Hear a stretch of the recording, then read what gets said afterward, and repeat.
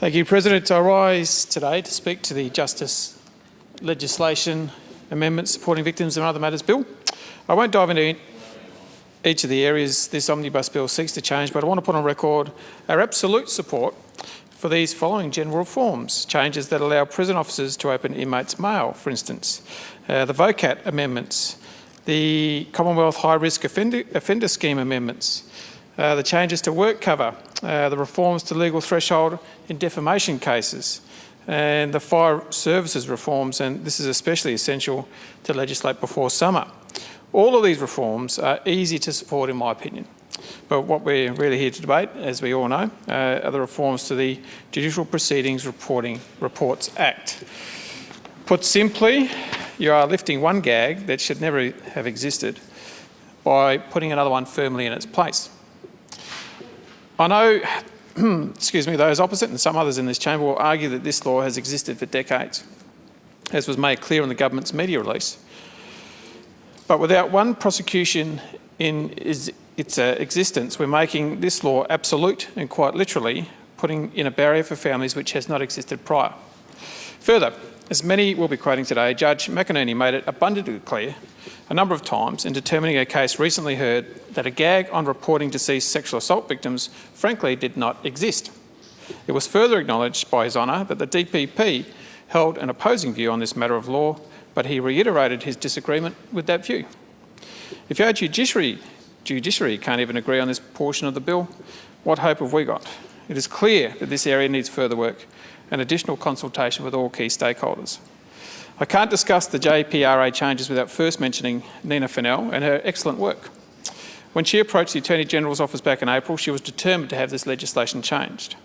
And she fought for many months, created GoFundMe pages and persevered doing unpaid work for survivors and trying to change the law for their benefit. Darren Hinch's Justice Party has done and will continue to work with a number of advocates who support sexual abuse survivors. It is the heart of our party, and so we know the amount of unpaid therapy, legal help and general support these people give without expecting a thing in return. It's admirable and it's inspiring. On the gag order that will be lifted, again, there's no hesitation to support this. We want survivors to have their name and their story back in their own hands. We want them to feel empowered to share what happened to them and possibly encourage others to come forward and break down the stigma of being a survivor is something anyone should not be ashamed of. This is also essential for many in their recovery. I'd like to take a moment to thank the Attorney General's office and the staff for giving myself and Ms Maxwell time to ask plenty of questions about this bill and to advocate on behalf of the many survivors who contacted our offices with concern, and your time has been appreciated. I can't detract from the pain and suffering many survivors have gone through unnecessarily this year to not only understand this new complex legislation, but to fight to remove it. But we look forward to the day all survivors can say their name, share their story and be proud of what they have been able to overcome. The deceased victims element, though, in the eyes of our party, is anything but a win for the families and the overall survivors of sexual assault in the community.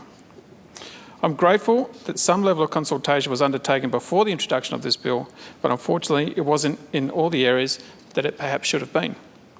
This law will require families of deceased victims to apply to the court for permission to name their loved one in the context of mentioning their capacity as a sexual assault victim. And I see three main problems with this intended process: time, cost and trauma. Firstly, the time to go to court. Despite reassurances from the government that this court process for survivors to name themselves generally takes a week or maybe two, I can confirm that it has not been the case for many, if any, cases. As you can imagine, given the additional factors involved in cases of deceased persons, including the views of any relevant family members, after establishing what even constitutes family, the conflicting familial opinions, the views of the deceased whilst they were alive, and much more, hearings will be required, which already takes us beyond this 2-week time frame. Ashley Ray is a sexual abuse survivor, and without reducing the trauma she experienced, her case from a legal perspective is quite straightforward. What I mean by this is that she is a fierce advocate, and so her experience is very public, yet it took her a month to get her court order granted to name herself. My office knows of a case that has been waiting since July for a court decision to name themselves, and a court case wrapped up last week that started in June. As you can see, it's absolutely wishful thinking to believe that court orders for families to name deceased loved ones will be granted within 2 weeks. The second problem with this intended process are the costs to go to court or to navigate the legal process. It's no secret that going to court costs a lot of money, and this law change on deceased victims is a lawyer's picnic. It's true that there are no application costs, but legal help is needed to lodge these applications, especially for anyone unfamiliar with the court system. The argument that everyone has the opportunity to use publicly funded legal services, such as Victoria Legal Aid or the Women's Legal Service, is not entirely true. Yes, anyone can call them and ask questions, but in complex matters where you need a lawyer to assist you, unless you're successful in obtaining a grant, which is again another very difficult and time-consuming process, then you'll need to reach into your own pocket. Nina Fennell estimates the 12 cases that the hashtag Let Us Speak crowdfunded have each cost between $2,000 to over $20,000. This is huge money to spend in order to access what should be a human right. Nina has been on the ground at many of these cases and confidently estimates that where a deceased victim is involved, court costs will most likely sit above $20,000. Ashley Ray, who I mentioned before, tried to access both Victoria Legal Aid and Women's Legal. The VLA referred Ashley onto a law firm who told her that they don't have the professional expertise to deal with her case, and Women's Legal, quite literally, did not answer the phone on neither their metropolitan or their regional lines. She suggests a callback service, an online chat or an email address would be helpful, at least, for survivors to access assistance. And the third problem I see with this is the trauma associated with court. If you're a survivor and have been through a court process, the chances are you never want to step foot back into that court ever again.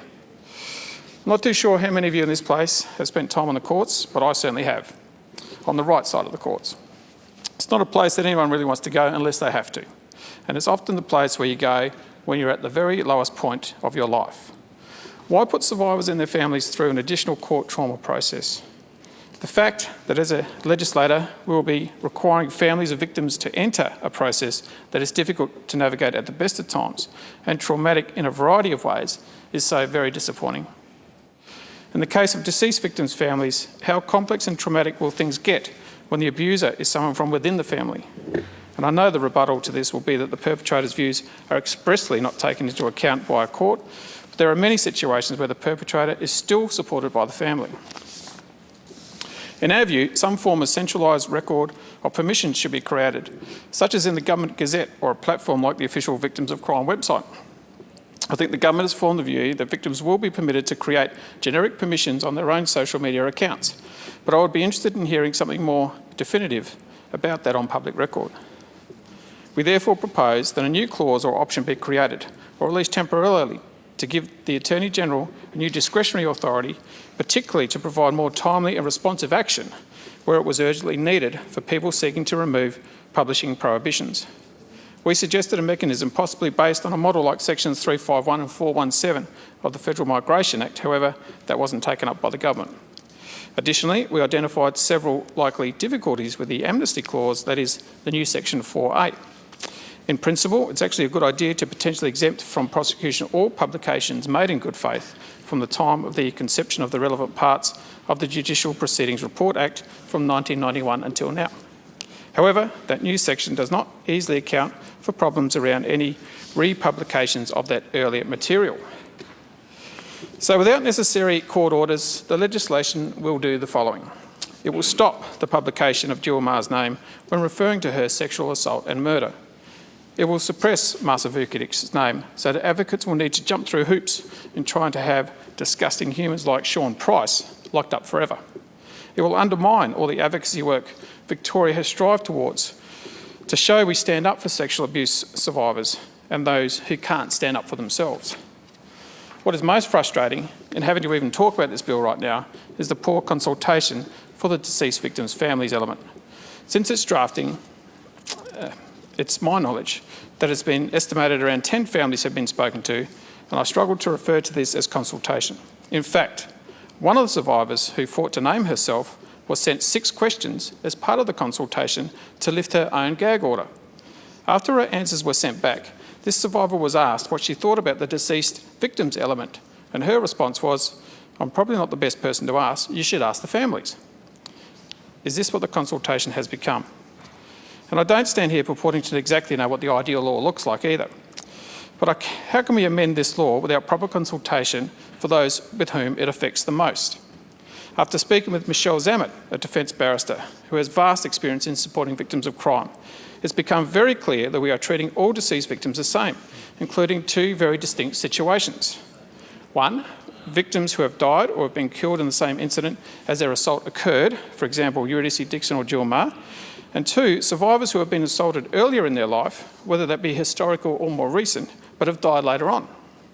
This is important because victims who die in the same incident where they are sexually assaulted have no chance to express their wishes, whereas in the latter, their views can be known without question. And remember, in both circumstances, the opportunity for the survivor and their families to obtain a suppression order is still available at court.